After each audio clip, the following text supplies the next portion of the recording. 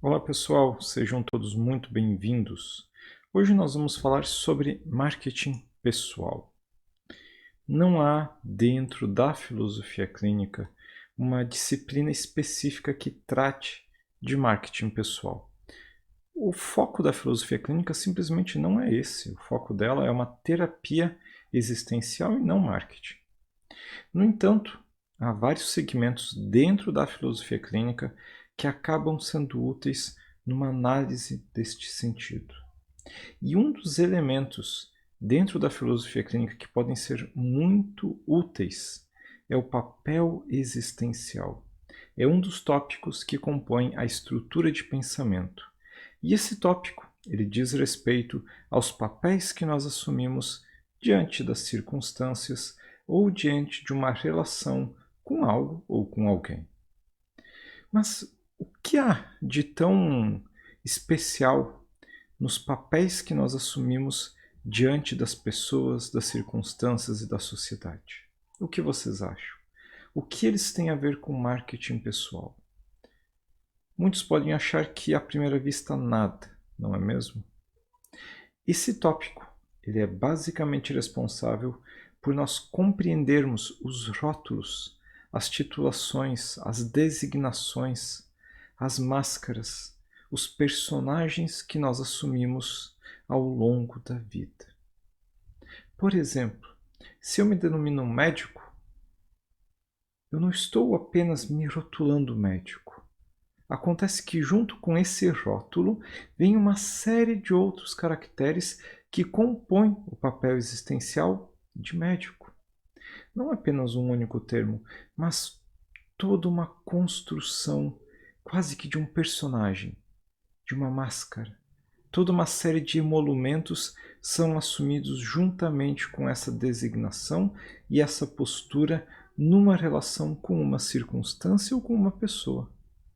Esse médico, ele deverá ter vários caracteres que são previamente definidos pela nossa sociedade, segundo as leis e as normas da nossa época, tais como uma habilitação médica, conhecimento acerca do corpo humano, uma postura profissional, uma postura ética e outras diversas características que o mundo definiu.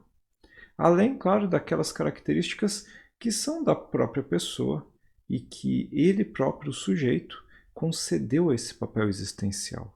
Aquilo que o sujeito indexou ao personagem que ele vive naquele momento, o médico.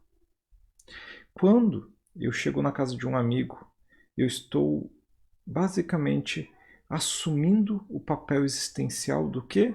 De um amigo. Quando você lida com um filho pequeno, você está assumindo o papel existencial de um pai ou de uma mãe. Há centenas de questões que eu poderia entrar aqui, desde dificuldades de assumir certos papéis, pessoas com papéis totalmente tortos e descontextualizados, papéis infuncionais que tornam a vida infeliz, existencialmente pesada, dolorosa. Mas hoje nós vamos tratar de um aspecto muito específico que diz respeito ao quê? Ao marketing pessoal, ok? Por que estamos falando justamente então de marketing pessoal? O motivo é profilático, ou seja, é para evitar que vocês caiam em uma série de problemas. Recentemente, eu tenho percebido uma grande insistência das chamadas terapias de marketing, sobretudo para trabalhar algo que eles chamam de cartão de visitas pessoal. Ou seja, eles trabalham um conjunto de caracteres que definem a forma como você vai aparecer para a sociedade. E é claro, eles não usam esses termos, eles usam outros termos. Eles usam promessas como, por exemplo, mude de nível e alcance maiores patamares na sua carreira. Seja o melhor de você. Alto desempenho profissional. Formação em um ótimo vendedor. Deixe de ser um amador e passe a ser um profissional. Aprenda a desenvolver uma postura de chefe. desenvolva uma postura de respeito, seja um empresário nas suas atitudes e uma série de outras promessas que estão o quê? Relacionadas ao papel existencial. E eu quero deixar claro que desenvolver essas coisas não é necessariamente ruim. Na verdade, muitas pessoas precisam dessas coisas. Os problemas eles surgem como efeito colateral de um trabalho terapêutico, se é que podemos chamar de terapêutico, inapropriado por parte desses profissionais que são especializados em quê? Em marketing pessoal. O primeiro problema aqui é que essas promessas elas são feitas normalmente sem nenhum conhecimento prévio da estrutura de pensamento do sujeito que será atendido. E é importante considerar que o simples fato de eu levar algumas pessoas ao consultório movidos por esse tipo de promessa já é algo que existencialmente é bastante problemático para muitas pessoas. Muitas. Muitos sujeitos não deveriam focar nas aparências, na postura, não em atuar como um profissional, no sentido de um personagem que assumem. Elas precisam de outras coisas muito anteriores e muito mais básicas, como o amadurecimento de questões internas, a lapidação de certos tópicos.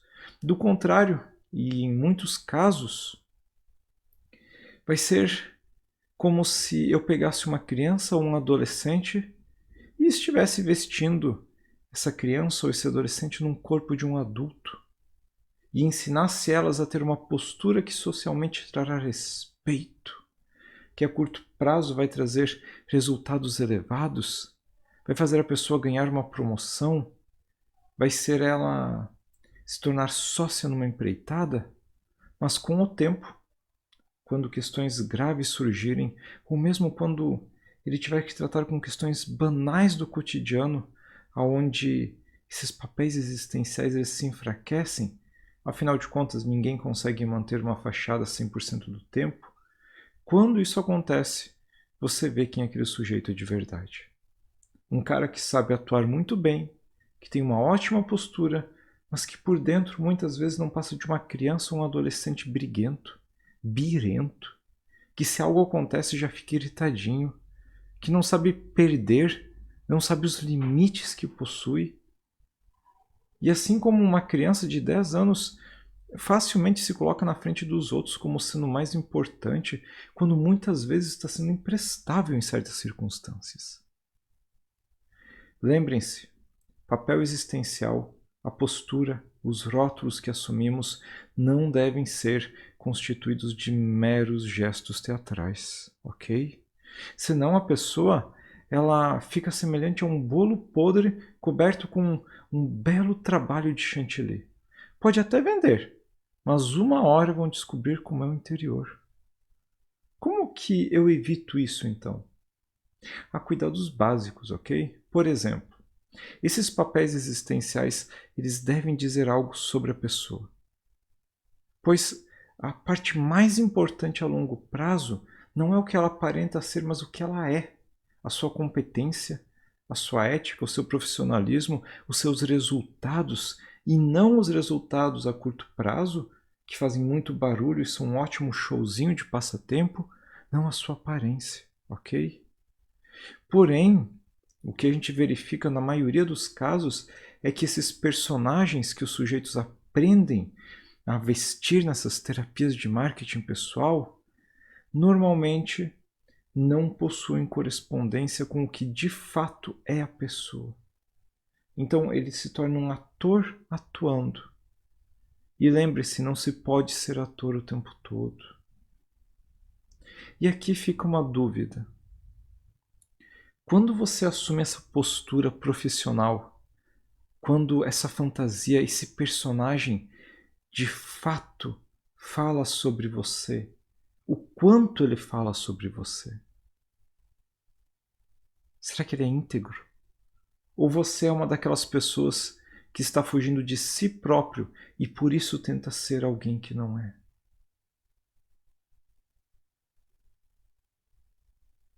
Considere também a sociedade. O que será que nós devemos mostrar de nós para o mundo? Será que aquilo que nós mostramos de nós para os outros, de fato, fala sobre nós? Ou será que aquilo que nós mostramos fala apenas aquilo que o mundo deseja ouvir para em nós confiar? E tem várias outras questões. Qual seria o veículo utilizado para levar até os outros informações sobre mim? Será que seria um simples cartão de visitas impresso em papel? Será que seria um livro por mim escrito? Seria um programa de televisão? Será que o marketing faz um profissional ser um profissional melhor ou apenas atua sobre a representação que os outros possuem sobre ele? E isso é um problema, porque um bom trabalho terapêutico, ele torna o sujeito um profissional melhor. Ou ele, pelo menos, vai trabalhar um marketing pessoal que mostra quem o sujeito é de fato, para que esse sujeito evite cair em problemas éticos, legais, enganando pessoas, aparentando ser o que não é, caindo um tombo muito mais alto do que cairia anteriormente. Outra questão, ainda mais complexa, diz respeito à expressividade.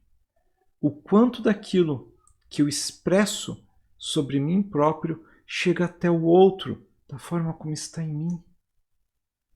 Quais são as interferências nesse processo de comunicação? Será que aquele que me vê, de fato, vê a mim ou tem uma imagem deturbada por outras questões? E se for uma imagem deturbada, o que deturba isso? Será que são os veículos de expressão que eu utilizo? A linguagem? Os gestos? A escrita? As ações que eu tomo? Ou será que isso é consequência do mundo e da forma como o mundo vê as coisas? E nesse último caso, não seria interessante primeiro estudar como as pessoas me veem, como elas significam os meus papéis, para então eu poder trabalhar a mim próprio e a relação que eu estabeleço com as pessoas? Cuidem, gente. Cuidem muito. Há vários problemas aqui. Há várias questões muito complexas. Questões que eticamente precisam ser consideradas. Vocês já pararam para perceber o que de fato habita em vocês, de tudo aquilo que vocês aparentam ser? Será que há preços a se pagar por tentar parecer o que não se é? Será que o fato de se ocupar daquilo que a pessoa aparenta ser não é um desperdício de tempo? Ou será que eu devo apenas ser quem eu sou e deixar com que a minha história conte o restante? Eu vou deixar aqui uma série de interrogações nesse vídeo. Não tem como dar todas as respostas, simplesmente porque elas não existem, elas são diferentes para cada pessoa. Dar respostas para todas essas questões seria uma mentira, seria charlatanismo. Essas respostas são únicas. E é por isso que prometer coisas como a melhor aparência profissional ou uma postura profissional, para muitas pessoas, beira o absurdo e o perigoso. É antiético prometer algo que pode destruir a vida de um sujeito. E esse é um belo exemplo. Eu espero que você tenha gostado dessas ponderações. Suas dúvidas pode deixar aqui embaixo, eu vou sempre responder na medida do possível. Dá um gostei se você gostou do vídeo, compartilha, se inscreve no nosso canal e até a nossa próxima videoaula.